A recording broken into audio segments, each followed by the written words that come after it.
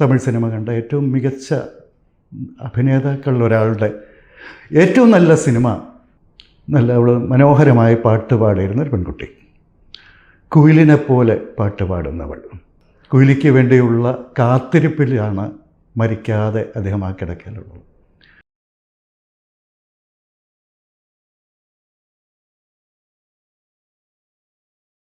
ഞാൻ ഭാരതിരാജയെ ഓർമ്മിക്കുകയാണ്. ഈ ഓർമ്മിക്കാൻ അദ്ദേഹത്തിൻ്റെ മരണം വളരെ ദുഃഖഭരിതമായൊരു കാരണമായി തീർന്നു. ചില ഓർമ്മകളുടെ ഒരു വീണ്ടും ഓർമ്മകളുടെ ഒരു തുടക്കം, അതിൻ്റെ റീസൺ മരണമാവുന്നതാണ് അതൊരു വല്ലാത്തൊരു കാരണം തന്നെയാണ്. ഞാൻ കഴിഞ്ഞ ദിവസങ്ങളിൽ അദ്ദേഹത്തെപ്പറ്റി ഓർത്തു. അദ്ദേഹവും എൻ്റെ ജീവിതവും കൂടി ഉണ്ടായിരുന്ന ബന്ധങ്ങളെക്കുറിച്ച് ഓർത്തു. കാരണം വളർച്ചയുടെ ഒരു യൗവനാരംഭത്തിൽ തന്നെ കൂടെ ഉണ്ടായിരുന്ന ഒരാളാണ് ഭാരതിരാജ.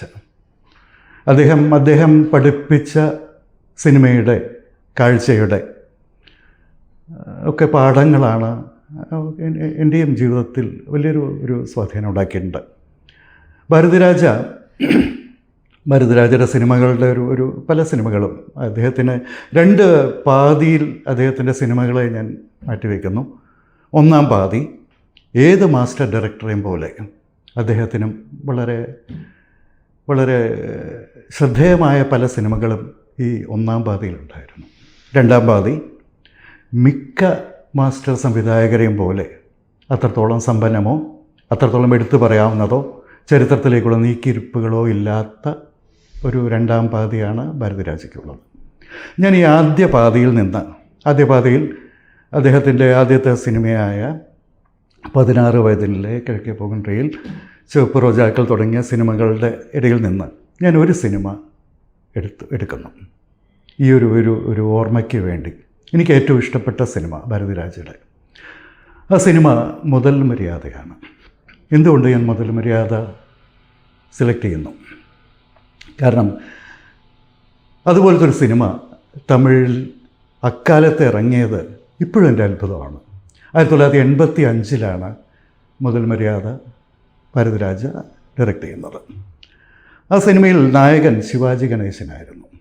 പരാശക്തി മുതൽ എത്രയോ കഥാപാത്രങ്ങൾക്ക് മിഴിവ് നൽകിയ അദ്ദേഹത്തിൻ്റെ തമിഴ് സിനിമ കണ്ട ഏറ്റവും മികച്ച അഭിനേതാക്കളിൽ ഒരാളുടെ ഏറ്റവും നല്ല സിനിമ അദ്ദേഹത്തിൻ്റെ തന്നെ പ്രായാധിക്യത്തിലുള്ള ഈ മുതൽ മര്യാദയിലെ നായക കഥാപാത്രമായി തീർന്നു. എൻ്റെ ഓർമ്മ ശരിയാണെങ്കിൽ മലൈച്ചാമി എന്നാണ് ശിവാജി ഗണേശൻ അവതരിപ്പിക്കുന്ന നായകൻ്റെ പേര്. അദ്ദേഹം ആ ഗ്രാമത്തിലെ എല്ലാ തമിഴ് ഗ്രാമങ്ങളെയും പോലെ പുഴയും കാറ്റും എല്ലാ തര ഭംഗികളും തമിഴകത്തിൻ്റെ മുഴുവൻ സൗന്ദര്യവുമുള്ള ഒരു ഉൾനാടൻ ഗ്രാമം. അവിടുത്തെ പെരിയോരാണ് ഇദ്ദേഹം, ശിവാജി ഗണേശൻ അവതരിപ്പിക്കുന്ന ക്യാരക്ടർ. അദ്ദേഹത്തിന് കുടുംബമുണ്ട്. അതുമായിട്ട് അദ്ദേഹത്തിൻ്റെ മധ്യവയസ്സിലാണ് ഈ കഥ നടക്കുന്നത്. ആ ഗ്രാമത്തിൽ കൂടിയുള്ള നടത്തങ്ങൾക്കിടയിൽ ഒരു ദിവസം അദ്ദേഹം ഒരു പെൺകുട്ടിയെ കാണുന്നു. അവൾ മനോഹരമായി പാട്ട് പാടിയിരുന്ന ഒരു പെൺകുട്ടി, കുയിലിനെ പോലെ പാട്ട് പാടുന്നവൾ എന്നാണ് അദ്ദേഹം പിൽക്കാലത്ത് ഓർമ്മിക്കുന്നത്. അവളുടെ പേരും കുയിലി എന്നായിരുന്നു. അത് രാധ ആണ് ആ നായികയെ അവതരിപ്പിക്കുന്നത്.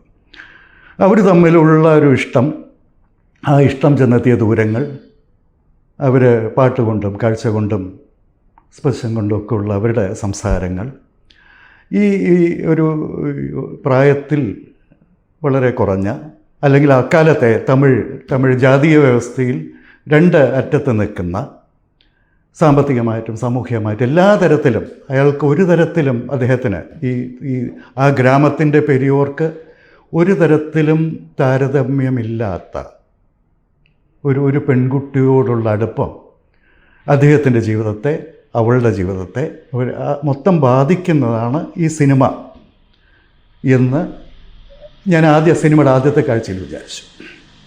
പക്ഷെ അതായിരുന്നില്ല കഥ. അങ്ങനെ ഒരു അനുരാഗം എന്താ പറയുക, വിലക്കപ്പെട്ട അനുരാഗത്തിൻ്റെ അത് ചെന്നെത്തിയ ഉയരമാണ് ഭാരതിരാജ സാക്ഷാത്കരിച്ചത്. അതിങ്ങനെയാണ്. സിനിമ തുടങ്ങുമ്പോൾ ഇദ്ദേഹം, നിങ്ങൾ പലരും ആ സിനിമ കണ്ടിട്ടുണ്ടാവും. സിനിമ തുടങ്ങുമ്പോൾ ഇദ്ദേഹം ആസന്ന മരണക്കിടക്കയിലാണ്, മരണം കാത്തു കിടക്കുന്നു. മുഴുവൻ എല്ലാവരും അദ്ദേഹത്തിൻ്റെ കട്ടിലരികിലും ഒക്കെ ഉണ്ട്. പക്ഷേ ഇദ്ദേഹം മരിക്കുന്നില്ല, ഈ വലിച്ചു കിടക്കുന്നു. എന്തുകൊണ്ടാണ് ഇദ്ദേഹം മരിക്കാതെ കിടക്കുന്നത്? അപ്പോഴാണ് അവർക്ക് മനസ്സിലാവുന്നത്, അദ്ദേഹത്തോട് ചോദിക്കാൻ പറ്റും ചെയ്യുന്നുണ്ട്. അപ്പോൾ അതിൽ നിന്ന് അവർ കണ്ടെത്തുന്നു ഒരാൾ കൂടി വരാനുണ്ട്. അങ്ങനെ ആ വരാനുള്ളവൾ ഈ കുയിലിയാണ്. കുയിലിക്ക് വേണ്ടിയുള്ള കാത്തിരിപ്പിലാണ് മരിക്കാതെ അദ്ദേഹം ആ കിടക്കയിലുള്ളത്. അപ്പോൾ ആരൊക്കെ കുയിലി അന്വേഷിച്ച് പോകുന്നു. അവർ ഇതിനകം കുയിലി ആ ഗ്രാമത്തിൽ നിന്നും ഇവരെയൊക്കെ കാഴ്ചയിൽ നിന്നും മാറി ബഹിഷ്കൃതയായി, തിരസ്കൃതയായി അവൾ ഏകാന്ത ജീവിതം നയിക്കുകയാണ്. ഏതായാലും കുയിലിയെ കണ്ടെത്തുന്നു. കുയിലി ഇയാളുടെ ഈ ആസന്ന മരണ കിടക്കയിലുള്ള അദ്ദേഹത്തിൻ്റെ അരികിലേക്ക് വരികയാണ്. അല്പനേരം അങ്ങനെ ഒന്ന് ഇരിക്കാൻ വേണ്ടി വന്നിരിക്കുകയാണ് കുയിലി. കുയിലി വരുന്നു, അവർ കാണുന്നു, അയാളുടെ കാഴ്ച, അവർ സംസാരമുണ്ടായെന്ന് അറിയാം, കാഴ്ചകൾ കൊണ്ട് അവർ സംസാരിക്കുന്നു. അവൾ അദ്ദേഹത്തെ മെല്ലെ ഒന്ന് സ്പർശിക്കുന്നു, ആ കണ്ണുകൾ അടയുന്നു. അവൾ ശരിക്കും ആ മരണം പൂർത്തിയാവുകയാണ്. ആ വരാനുള്ളവൾ അയാളുടെ മരണത്തെ പൂർത്തീകരിക്കുന്നു.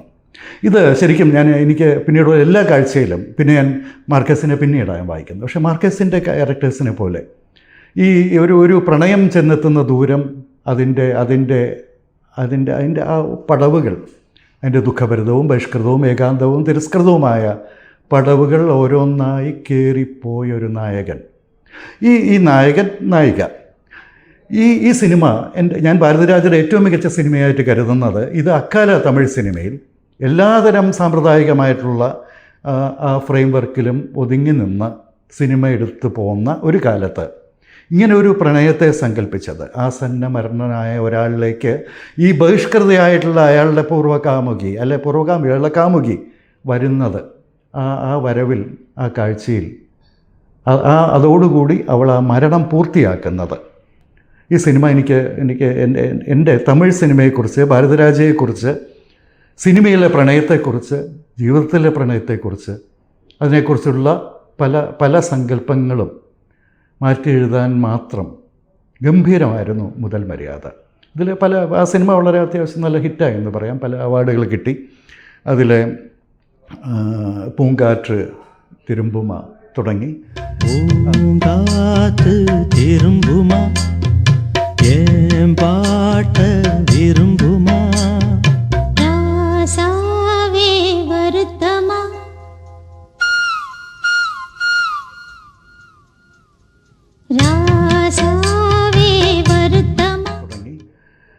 പൂമണമുള്ള കാറ്റിനെ തിരികെ വിളിക്കുന്ന ആ പാട്ട്, അതുപോലത്തെ പല പാട്ടുകളുണ്ട് ആ സിനിമയിൽ. അങ്ങനെയാണ് മുതൽ മര്യാദ എൻ്റെ ഏറ്റവും ഇഷ്ടപ്പെട്ട ഭാരതിരാജ സിനിമയായിട്ട് മാറുന്നത്.